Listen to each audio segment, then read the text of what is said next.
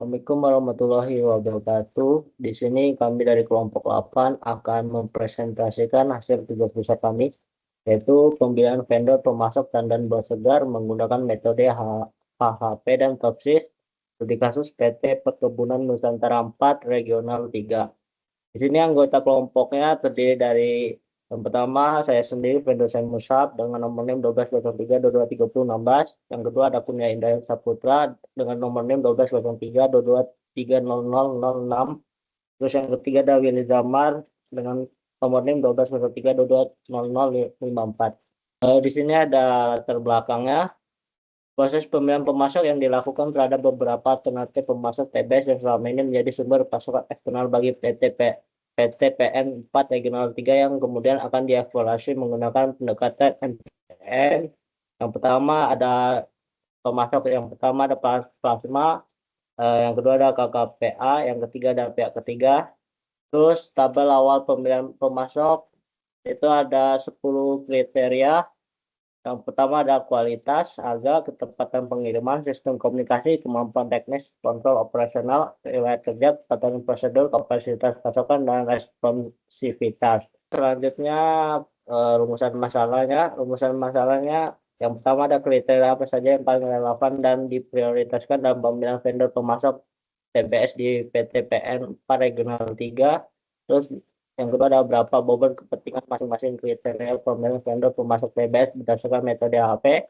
Yang ketiga ada bagaimana peringkat alternatif vendor pemasok TBS berdasarkan metode status dan vendor mana yang menjadi prioritas utama untuk dipilih. Tujuannya yang pertama mengidentifikasi dan memvalidasi kriteria yang digunakan dalam pemilihan vendor pemasok TBS di PTPN 4 Regional 3, menentukan bobot prioritas untuk setiap kriteria pemilihan vendor menggunakan metode HAP. Yang ketiga ada menentukan peringkat dan merekomendasikan vendor pemasok terbaik menggunakan metode TOPSIS.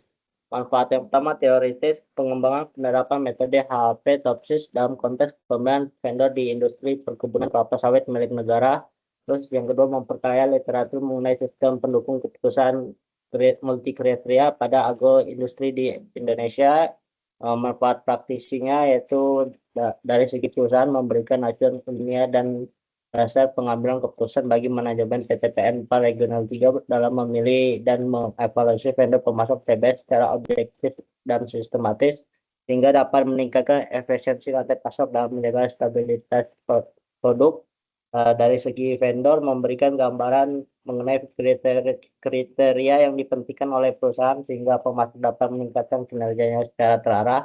Dari segi akademisi dan mahasiswa menjadi referensi studi kasus penerapan metode pengambilan keputusan MCDM di perkebunan.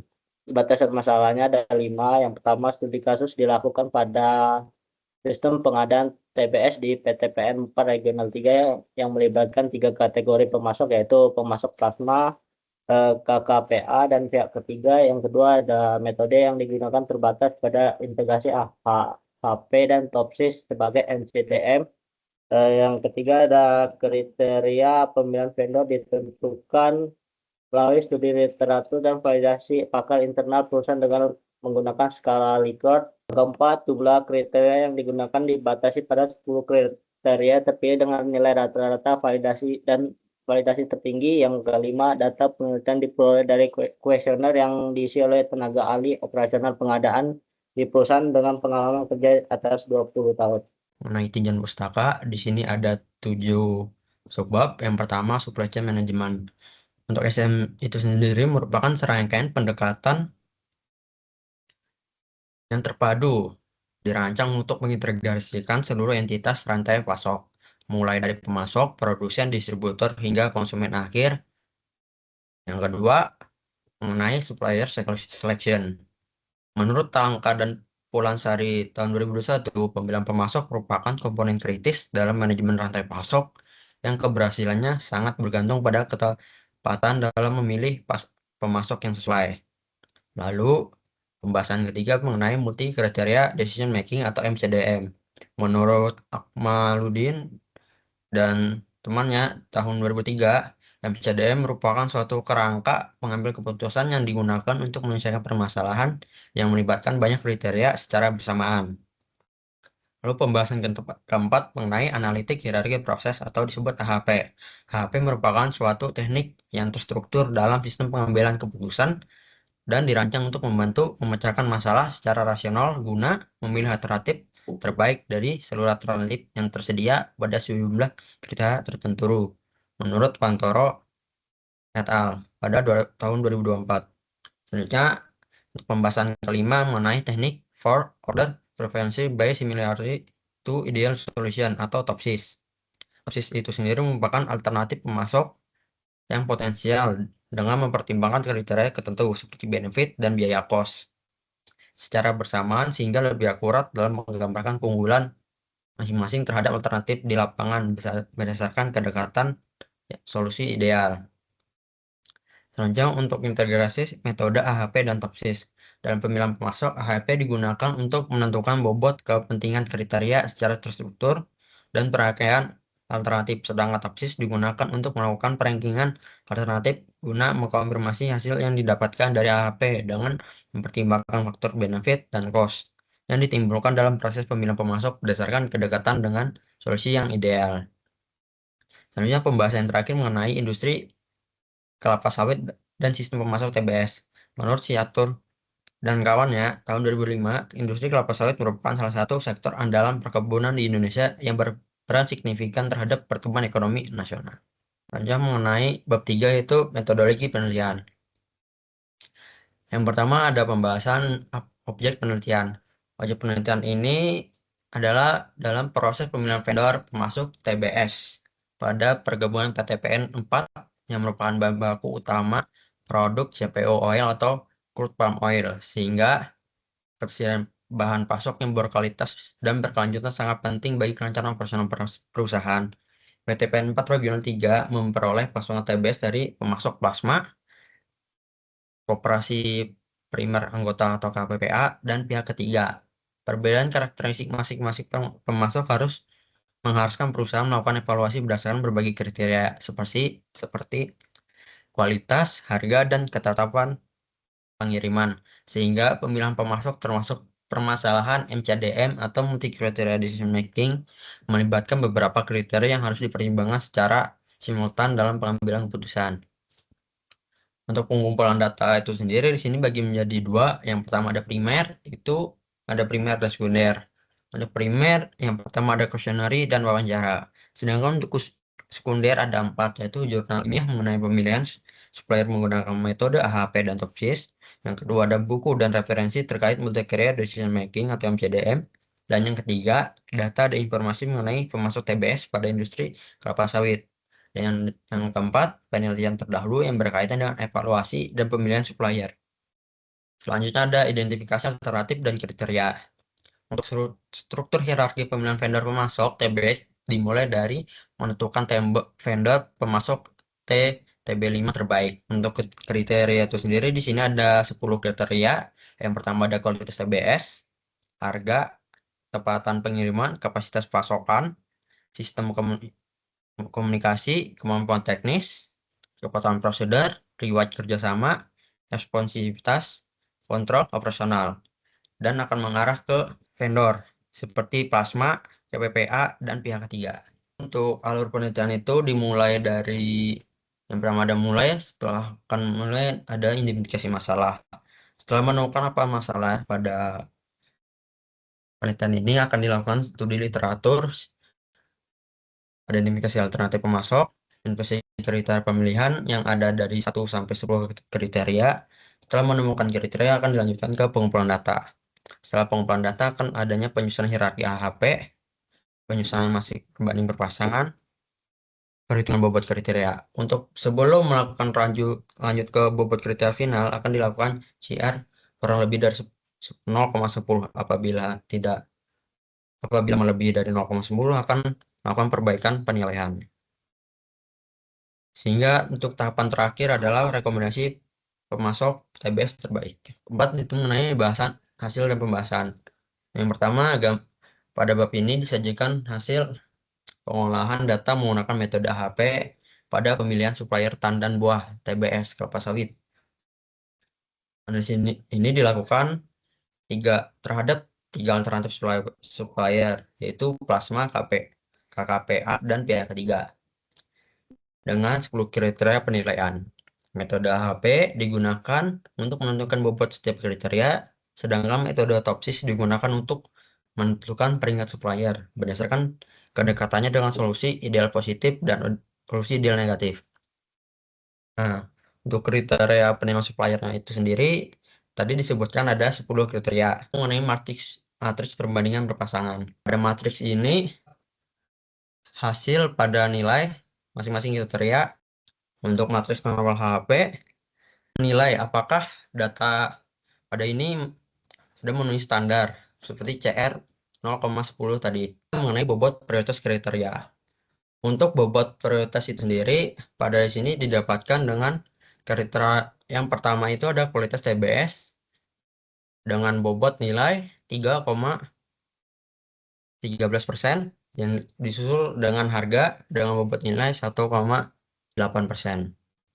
Setelah itu ada uji konsistensi HHP, itu ada terdapat parameter, nilai, dan juga keterangan. Baik, yang selanjutnya untuk keempat yaitu analisis topsis. Setelah diperoleh bobot kriteria dari AHP, tahap selanjutnya adalah penerapan metode topsis untuk menentukan peringkat supplier. Topsis bekerja berdasarkan prinsip bahwa alternatif terpilih harus memiliki jarak terdekat dengan solusi ideal positif atau A+, dan jarak terjauh dari solusi ideal negatif atau A-. Berikut adalah hasil dari yang pertama adalah hasil dari matriks keputusan topsis. Untuk hasil yang kedua yaitu hasil dari normalisasi matriks keputusan topsis dan hasil matriks keputusan terbobot topsis. Untuk hasil yang selanjutnya yaitu ada solusi ideal positif dan negatif topsis, di mana didapatkan hasil dari A+ dan juga A-. Dan untuk hasil yang terakhir yaitu jarak ke solusi ideal dari nilai preferensi topsis. Didapatkan hasil dari nilai ketiga supplier, di mana supplier plasma mendapatkan ranking pertama, dan supplier KKPA mendapatkan ranking kedua, dan supplier pihak ketiga mendapatkan ranking terakhir atau peringkat ketiga. Hasil akhir dari pembahasan yaitu untuk peringkat pertama yaitu supplier plasma mendapatkan nilai preferensi 6,347 dengan persentase 6,347%. Untuk peringkat kedua yaitu supplier KKPA mendapatkan nilai preferensi 5,1170 dengan persentase 5,170%. Dan untuk peringkat terakhir atau peringkat ketiga pada supplier pihak ketiga mendapatkan nilai preferensi 3,653 dengan persentase 3,653%. Untuk analisis supplier plasma menempati peringkat pertama dengan nilai preferensi 6.347 menunjukkan bahwa alternatif ini paling mendekati solusi ideal. Hal tersebut didukung oleh nilai D+ yang rendah yaitu 0,0176 dan nilai D- yang tinggi 0,0306. Keunggulan utama plasma terdapat pada kualitas TBS sebagai kriteria dengan bobot tertinggi yaitu 31,35%, serta nilai tinggi pada kapasitas pasokan, kepatuhan prosedur, dan riwayat kerjasama. Kinerja yang baik pada kriteria penting tersebut menjadikan plasma sebagai supplier terbaik dalam hasil seleksi. Lalu untuk implikasi manajerial, yang pertama prioritasi supplier plasma dengan nilai preferensi tertinggi yaitu 0,6347. Supplier plasma sebaiknya menjadi sumber utama pasokan TBS. Untuk pengembangan KKPA, supplier KKPA memiliki potensi yang baik dengan performa harga yang kompetitif. Program peningkatan kapasitas teknis dan standar kualitas TBS bagi anggota koperasi KKPA dapat mendorong peningkatan peringkat supplier ini. Dan untuk evaluasi pihak ketiga, penggunaan supplier pihak ketiga sebaiknya dibatasi dan disertai dengan persyaratan kualitas yang lebih ketat. Pihak ketiga dapat dipertahankan sebagai sumber pasokan alternatif atau buffer untuk mengantisipasi fluktuasi pasokan, namun bukan sebagai sumber utama. Evaluasi kinerja supplier menggunakan metode AHP topsis ini disarankan dilakukan secara periodik untuk memantau perkembangan kinerja dan melakukan penyesuaian kebijakan pengadaan yang diperlakukan. Keterbatasan pada penelitian ini yaitu nilai CR sebesar 0,1218 yang sedikit melampaui batas ideal yaitu 0,10 menunjukkan adanya inkonsistensi minor dalam penilaian perbandingan berpasangan oleh pengambil keputusan. Meskipun masih berada dalam rentang yang dapat diterima untuk penelitian dengan 10 kriteria, revisi penilaian dapat meningkatkan akurasi hasil. Lalu untuk keterbatasan kedua yaitu data penilaian masih matriks. Keputusan TOPSIS bersifat snapshot pada periode tertentu dan tidak mencerminkan dinamika kinerja supplier sepanjang waktu. Bobot kepentingan kriteria yang diterapkan melalui AHP bersifat subjektif dan dapat bervariasi tergantung pada perspektif pengambilan keputusan yang dilibatkan. Lalu untuk terbatasan terakhir yaitu penelitian mendatang dapat mengembangkan model dengan melibatkan lebih banyak pakar dan mempertimbangkan pendekatan fusi untuk menangani ketidakpastian dalam penilaian. Kesimpulan yang dapat diambil dari keseluruhan penelitian ini yaitu metode AHP menghasilkan bobot prioritas kriteria pemilihan vendor TBS berdasarkan tingkat kepentingannya. Lalu kriteria kualitas dan konsistensi mutu TBS menjadi faktor yang paling berpengaruh dalam proses pemilihan pemasok. Hasil rankingan TOPSIS menunjukkan vendor plasma atau supplier A1 memperoleh nilai preferensi tertinggi sehingga menjadi pemasok yang paling direkomendasikan. Untuk vendor KKPA menempati peringkat kedua, sedangkan vendor pihak ketiga berada pada peringkat ketiga. Integrasi AHP TOPSIS menghasilkan proses pemilihan vendor yang lebih objektif, sistematis, dan terukur. Saran bagi kami yaitu untuk perusahaan menggunakan hasil penelitian sebagai referensi dalam evaluasi dan pemilihan pemasok TBS. Memprioritaskan pemasok yang mampu menjaga kualitas dan konsistensi mutu TBS. Melakukan evaluasi kinerja pemasok secara berkala untuk memastikan keberlanjutan pasokan. Bagi penelitian selanjutnya, diharapkan dapat menambah jumlah alternatif pemasok dan kriteria penilaian lebih komprehensif. Mengkombinasikan metode AHP TOPSIS dengan metode lain seperti fusi AHP, ANP, atau PROMITI. Dan menambahkan analisis sensitivitas untuk menguji kestabilan hasil perankingan. Baik, terima kasih dari kelompok kami. Sekiranya ada salah dan penelitian kami masih jauh dari kata sempurna. Terima kasih. Wassalamualaikum warahmatullahi wabarakatuh.